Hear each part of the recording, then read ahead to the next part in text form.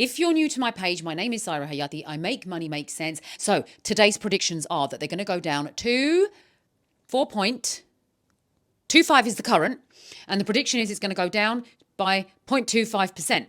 The next rate review is going to be in November, and they're also predicting that that is going to go down by 0.25 as well. So that 4.25 by the end of the year is going down to 3.75. It's not certain because things can change. Things can happen around the world that would impact decisions being made. But these are the predictions. Now, 3.5 is where they think it's going to go for in early 2026. How does this affect you? So if you're on a fixed rate and you're coming out of your fixed rate, you're going to fall onto something called the standard variable rate. That's the bank's standard rate. And that ranges between 6.75 and 7.25, depends who the lender is. Some of the key players' standard variable rate is actually quite high, and I'm quite disgusted about it because that's an ugly rate to fall onto, especially if you're coming off the likes of 2s or 3s. Your mortgage is going to double. So that's where you have to decide what to go on. If you need security, then a 2-year fixed will suit you fine. If you can afford it, then go for a tracker because the predictions are the rate is coming down.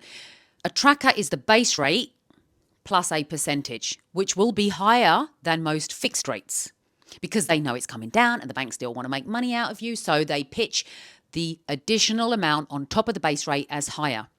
Every bank has an SVR, standard variable rate. Most lenders generally drop that as the base rate goes down. So if you're looking at a 675 and they've dropped 0.25, it's likely that they're going to bring that down.